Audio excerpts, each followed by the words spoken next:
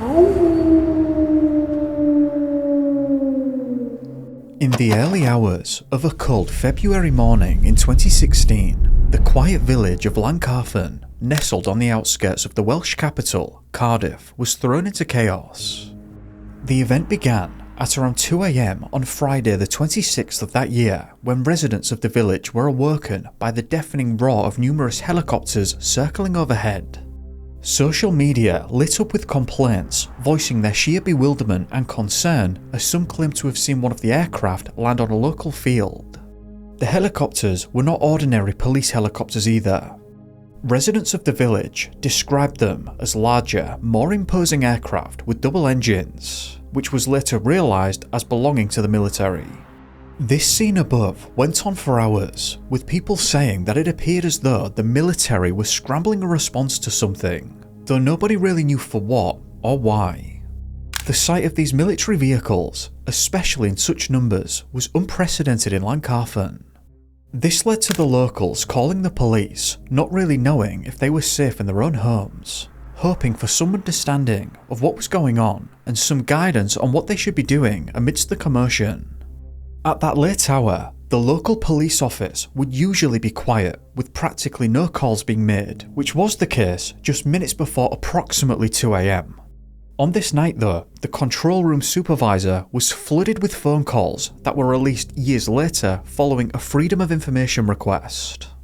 One stated, "I'm concerned. There is a helicopter flying very low. It has come around 7 or 8 times. It's not like a police helicopter. It's a big double-engined one. It came so low that it almost hit my chimney and is causing my house to shake." Another said that they were hearing loud bangs alongside the helicopters and wanted to know if they, their family and livestock were in any danger. In addition to these reports, there were others. Calls also came in reporting unusually bright lights in the sky moving erratically. An assessment of the situation was made, and on-duty call handlers reported that the lights were likely attributable to air traffic. Though the police did not have a great explanation for the military helicopters that were present, and they contacted the Ministry of Defence St Athan military base to verify if there was an authorised exercise ongoing. A search through the paperwork didn't find that there was any record of such an event being planned, but the St Athan base confirmed that there was in fact supposed to be a scheduled exercise at that time, and reassured that there was no cause for public concern, and no further information was provided. The sheer volume of calls and the tone of the calls that morning underscored just how abnormal this situation was. Llangcarfen is not a place where military drills are common, and the intensity of the noise and seemingly risky manoeuvres of the helicopters getting very close to the houses were not something the locals had experienced before. The police themselves were also caught completely off guard too by this whole event. Then further phone calls came in. A panicked farmer called the police and told them that he saw people running across his property that he believed were armed soldiers. He then speculated that he thought that they were pursuing someone. Just 20 minutes after that phone call was made, another came through by a woman stating that she could see a red pulsating light coming from the top of a tree line. She said it was unlike anything she'd ever seen in her entire life.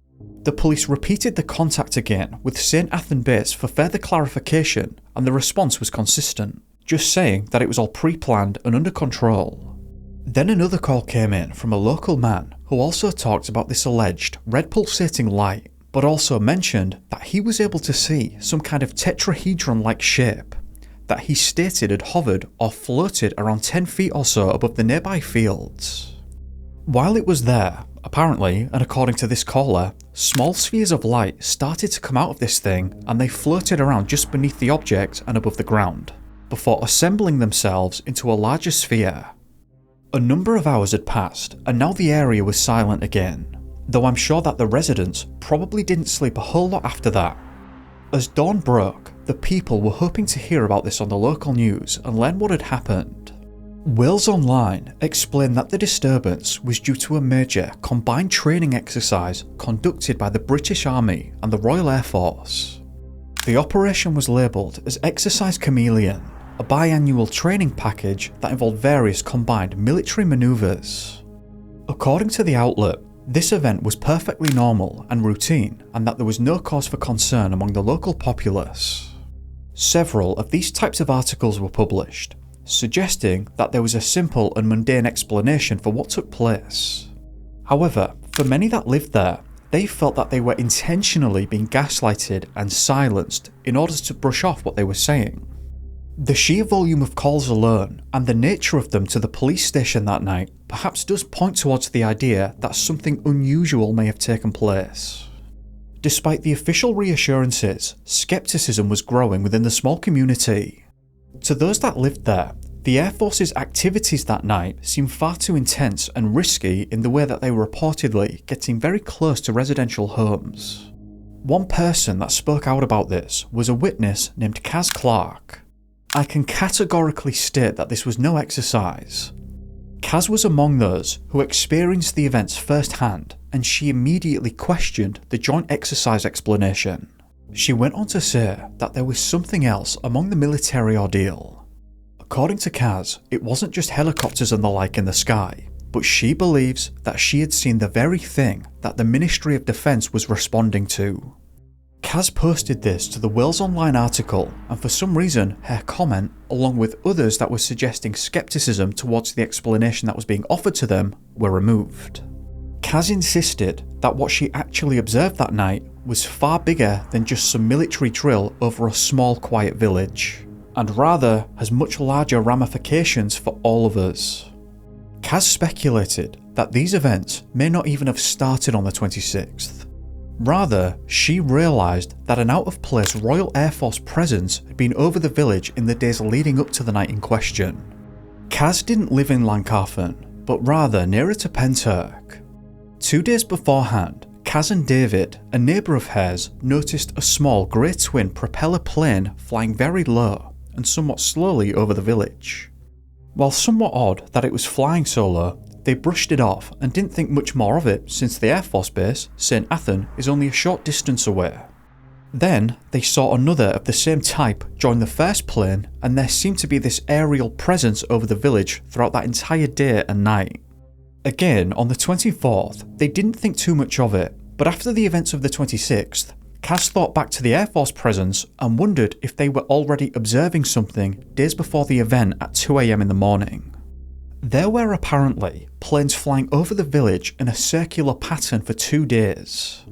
This brings us to the evening of the 25th, just hours before the strangeness happened.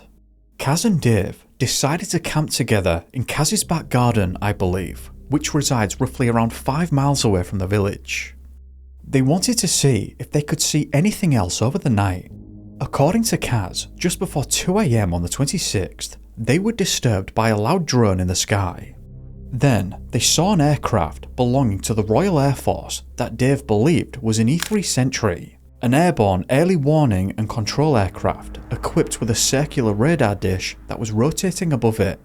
This plane, like the others from before, seemed to be circling the area, and they observed it making 7 rounds about the place that night.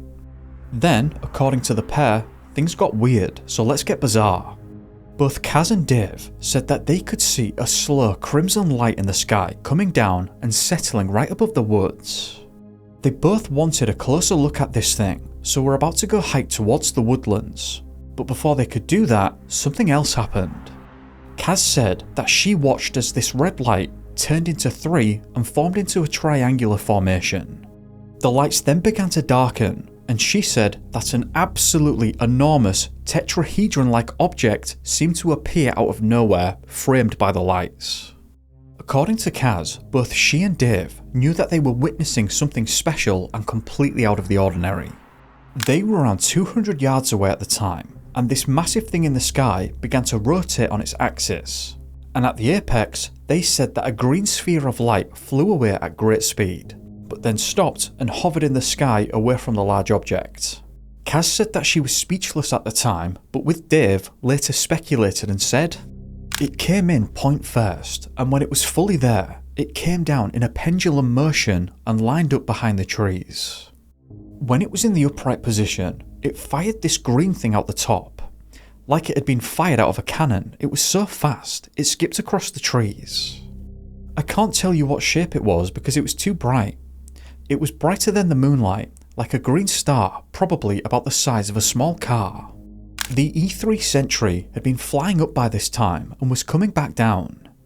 I was standing on the gate with my leg hooked over the top, and I was staring through the bare trees to get a better look because this tetrahedron shape listed to the right hand side, still turning very slowly, anti-clockwise. It started to move backwards away from us. Kaz and Dave then thought it was about to land because it was getting fairly close to the field, but instead Kaz described that it ejected something else. This time she said that it was like a hand of lightning. The bolts were very thick and illuminated the sky, though she said that even so, she still couldn't see the very top of it because it was so massive.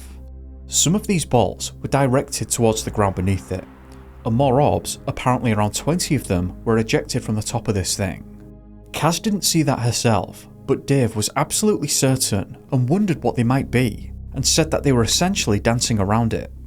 As they were stood there watching this, now somewhere right around 2 AM, more military aircraft joined the scene in the sky above.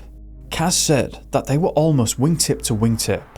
She said that 2 big American planes with 2 propeller engines on each wing were up there as well, and they were in a tight formation. Kaz said that after noticing our planes, she looked back at this much larger thing in the sky and could no longer see it. Later, upon reflection, she didn't know if it had completely left or was somehow able to hide itself, as the spheres of light were still there dancing around the way they were before, in the same area they'd been ejected to. Later on, she also identified the aircraft as the Hercules and Globemaster military transport planes. At this point, the airspace was growing even more crowded as 3 additional planes joined the formation, and flew in formation behind the planes that were already in the sky and were further away from the flanks. None of the intentions were clear at this point. Kaz and Dave didn't know whether all parties in the sky were just observing one another or what, but they then said that the E3 Sentry began circling and flashing 3 bright strobes at one of the orbs, and Kaz believed that they were trying to communicate with it or grab its attention or something like that. From Kaz and Dave's perspective, they said that this seemed to excite the orb, which began skipping around and moving at a high pace westbound.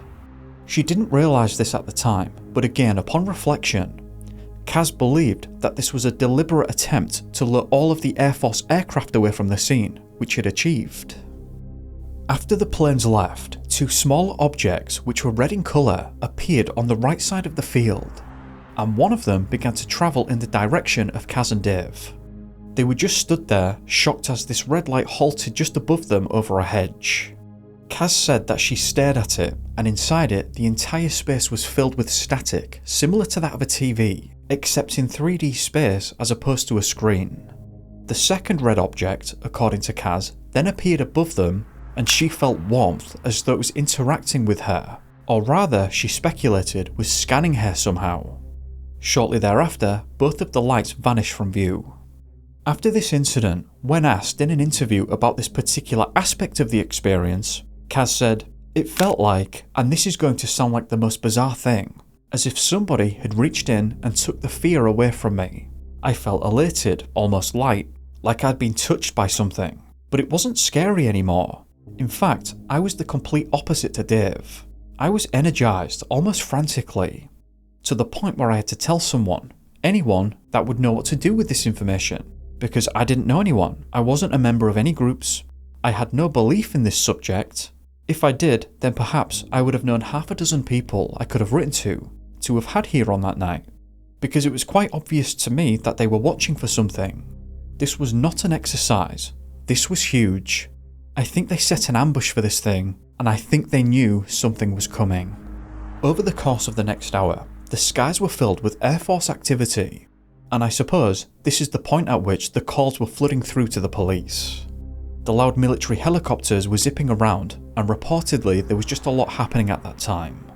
Meanwhile, Kaz and Dave walked into the field that the tetrahedron-shaped thing, along with the orbs, had been above, though they didn't find anything to suggest that something was out of place. While walking back to Kaz's garden, they heard a loud explosion coming from the direction of Llantrison. Interestingly enough, This blast, whatever it was captured in seismological data from the British Geological Survey. They confirmed that something had occurred in the area at 4:20 that morning, somewhere in South Wales. Furthermore, there were reports of this explosion being heard within and shaking the Royal Glamorgan Hospital near Llantrisson. Windows shook and thick smoke were present at the site. This explosion just happened to come from the very area that the orbs in the first place had been moving towards, seemingly pursued, according to Kaz and Dave, by the Royal Air Force. Kaz and Dave speculated as to whether they'd hit it and brought the orb crashing to the ground. Kaz, and I believe Dave too, asked around their neighbours and friends whether or not they'd also heard the loud bang. Several witnesses claimed that they didn't know what it was about, but they'd heard two separate explosions in short succession from one another. The first was widely believed to have emanated from the air, while the second close to Smailog Woods. This was confirmed to Kaz by a dog walker that she'd passed sometime later, where the dog walker also confirmed that she believed that the explosions had come from around this wooded area. Smailog Woods is a 600-acre national forest, and wanting to see if there was any evidence left behind of this, Kaz travelled there. While she didn't find any metals or any other kind of materials, she did find a location within the forest in which the trees seemed to have been splintered and shattered, as if something heavy had slammed through them. Additionally, she said that it was also snowing at that exact area, but nowhere else. She described the snow as spongy, where it wasn't dissolving right away after squeezing it, but rather she said that she could squeeze it almost like a marshmallow before it would dissolve. In this particular area, Kaz said that the plant life seemed to be looking very unhealthy, and years later stated that nothing grew there anymore. The area around the forest is known as Llantrisson Common, which is just public land. Kaz said that she'd seen the remnants of what she believed was a ground search operation.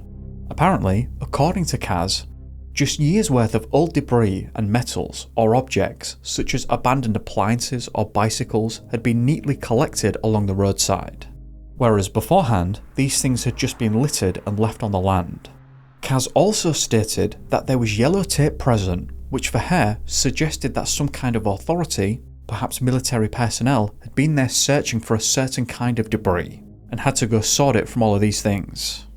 When questioned about the explosions that night, the Ministry of Defence said that it would not be possible for them to retrospectively confirm that the shaking reported in February of 2016 was caused by their simulated explosions during their training exercises. If this was just a training exercise, it's so bizarre that they'd choose to do this near a hospital, when they'd have full knowledge that they were going to simulate explosions near it. What an absolutely terrible idea that would be. And frankly, if it was a training exercise, that screams of incompetence to me that they would even choose to do that near a hospital. You'd almost rather it be something totally unfamiliar to us and having the Royal Air Force chasing something, because at least in that scenario you're not dealing with just absolute incompetence and negligence. It's also an inadequate response from the authorities too, because you have a situation now in which hospital staff, along with their patients, experience some kind of explosion. You have people from all around the area who all heard it, some believing that they'd heard two separate ones in short succession.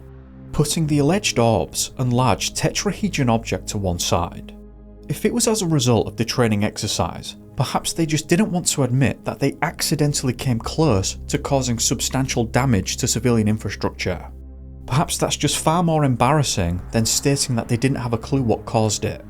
Over the years, people have tried to acquire more information about this through FOIA requests, but they've been met with Section 26 exemptions, which allows the Ministry of Defence to withhold information that may be deemed as a security risk. However, I'd also point out then in that case, them having an accident and setting off a blast too close to the hospital shouldn't fall within Section 26 exemptions. Unless the argument is that the failure was so stupid that they wouldn't want adversaries to know about it. Or, as Kaz, Dave and others in the area seem to believe, it was because of an engagement of some kind in the sky, and that itself was the security risk. A military presence had also been observed on the outskirts of Pentyrch, who when noticed by the locals, again said that they were there performing training exercises. To make matters somewhat strange though, Kaz and others said that people in plain clothes also began camping with them, and also in the fields not far from Kaz's home. This secondary group that arrived, again when questioned, told locals that they were a fracking survey team, but to other people had said that they worked for a cellular network, so it does appear that they weren't telling the truth there somewhere. Kaz didn't believe that they were a civilian group, as she, alongside others, said that they appeared to be incredibly regimented. For example, every tent was in a perfect straight line, their vehicles too. Kaz went on, "You can take the man out of the army, but you can't take the army out of the man." So in other words, she held the belief that this wasn't just some separate secondary group, but rather they were also with the military personnel and may have been military personnel themselves. Another thing Kaz noticed was that these people had laptops in large metal briefcases, and they didn't want her to see what they were doing and turn them away from her upon her approach. I don't know if that aspect is too weird. Confidential information is a thing after all, and that could have been anything. Though contextually, with everything that had happened, I suppose I can see why she may have felt that was odd. On the field in which the tetrahedron-shaped object had been over, Kaz had witnessed men in white forensic suits, equipped with these laptops, performing what she speculated was some kind of search or analysis of the area. To add another oddity to this, the authorities also enforced road closures during the aftermath of the event. The reason that was given was that a lorry had crashed and overturned, but again the locals felt that something was amiss.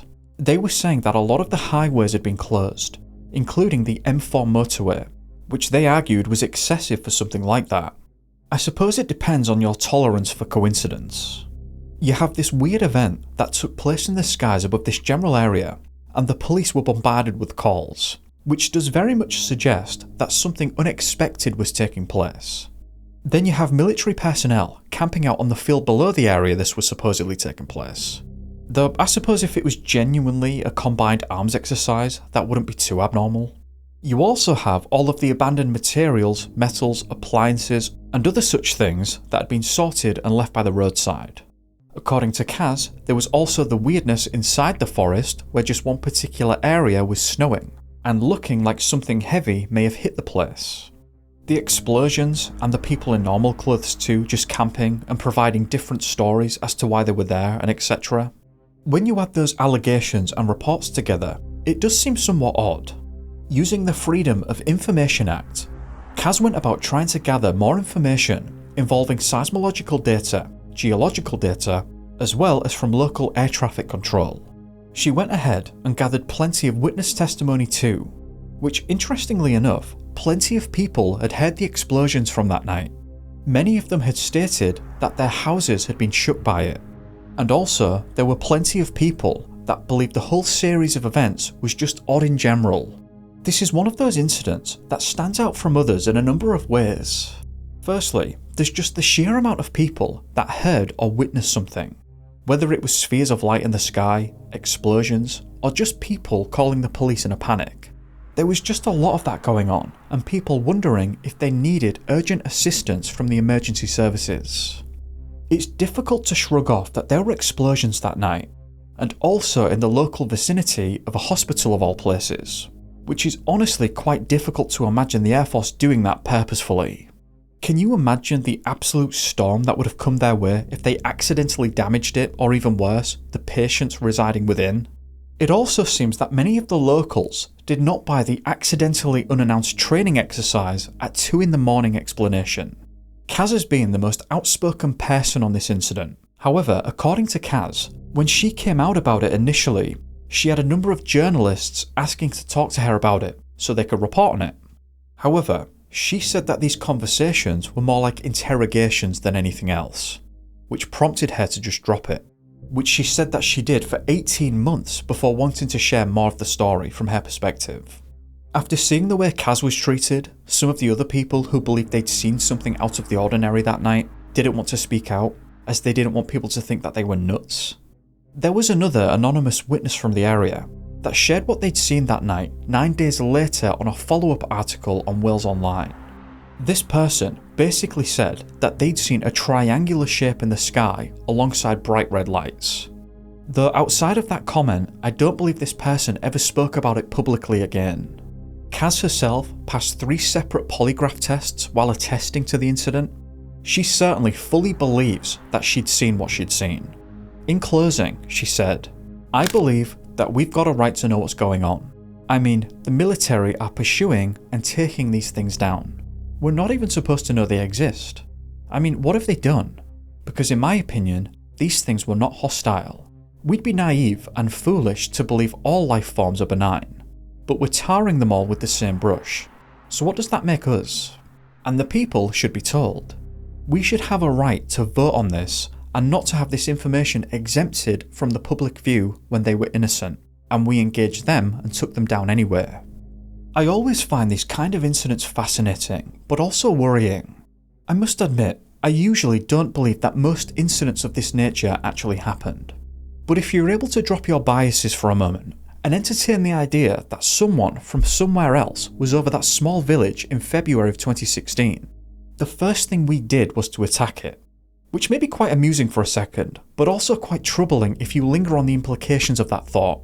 If someone was here from somewhere else, they would have to be far more technologically advanced than we are, and it would probably be in our best interest for them to like us and not think we're hostile.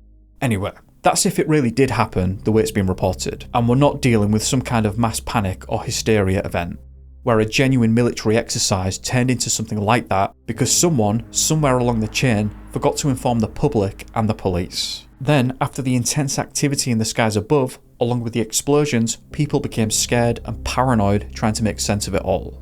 That about brings us to the end of this though. I'd like to know what your thoughts are. Do you think there's more to this incident than just a training exercise? Either way, please do let me know in the comments below.